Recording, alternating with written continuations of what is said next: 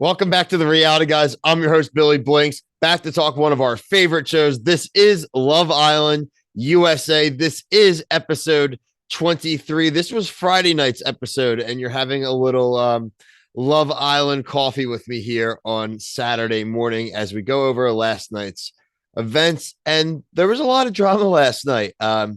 We got serenaded to an acoustic version of Wrecking Ball as KK to the confessional says that she is done with Keenan.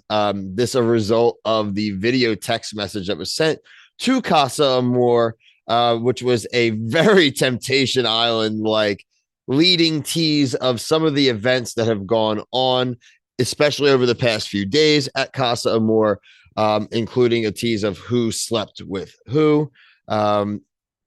Let's talk about Keenan snuggling in bed with Naja, even though KK's got herself sleeping outside out of respect.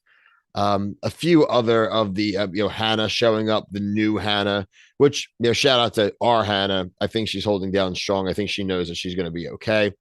But we are not going to bury the lead there. That video at the end and the Keenan and KK, I guess it can't be a breakup until he knows about it. But I don't think I'm not sure if she's done or not. However, I don't know if she's going to bring someone back either. I don't really think the connection she's formed there really is bring back worthy, but is she hurt enough to want to have to show that in some way? Because I don't think she's obviously going to try to hook up with any of the OGs that are there because frankly, most are coupled up. Just sucks. KK's gone through it. She's not wrong for feeling this way. Also, may be tough to go back, even though you may not think this matters, but it may matter to her that the rest of the Islanders really have kind of, at least on the female side, have really turned on Keenan and are ready to chop his head off, basically. So I want to get everyone's thoughts here, comments. What do you think? Do you think that they are actually long-term done, or is this a done right now until maybe she can get some form of explanation? Some of the other stuff, obviously, we've talked about it. If you're watching me, Brian and I's coverage, we've talked about will Leo cheat? Will Leo be loyal to Cassie? Got our answers tonight, guys. I'm not really super happy about it, but he did sleep with Johnny. They were not just making out and cuddling in bed. He did go all the way. He slowly trickles that information out. First, he lets Marco know about it. Marco tells Kenzo about it. And then Leo decides, you know what, I just need to tell everybody because it's going to get out anyway. And so, I mean, that's out there. And what's crazy is that Leo is then going around telling everyone that Cassie is still in the lead, per se, if this is a competition, which it is, still is number one. But dude, even the guys are like, dude, you're a dog, and now like a good dog. Like, this is, what are you doing? You are hopping body to body now. This is,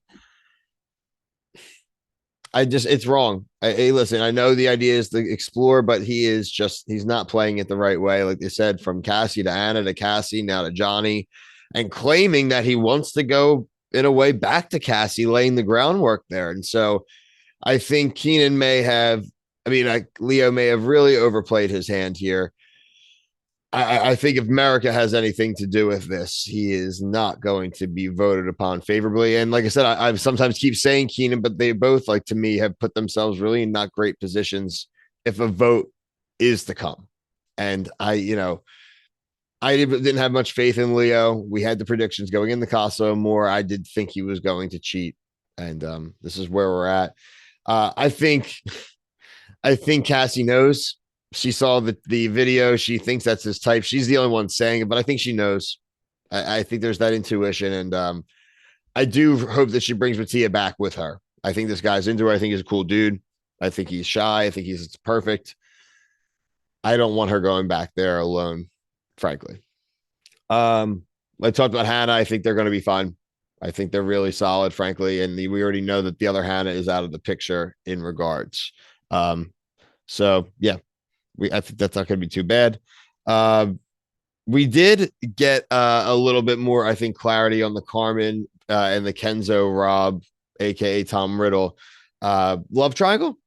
She has been distancing herself from Rob, especially this episode. I think she knows what she has with Kenzo is real. Kenzo has not even tried to explore, have conversation. So I am now fully able to predict in my mind that they will get back together.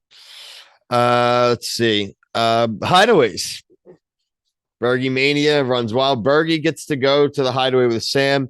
Destiny gets to go with Zay. We got to get a little party foul there. Not saying that has to get really physical, but she dead goes to sleep, Destiny, on Zay, and they don't even get to have any conversations. So I felt bad for Zay there. Destiny was happy with it. All the girls were pumping her up for it, but I could have just stayed up and had a coffee at least.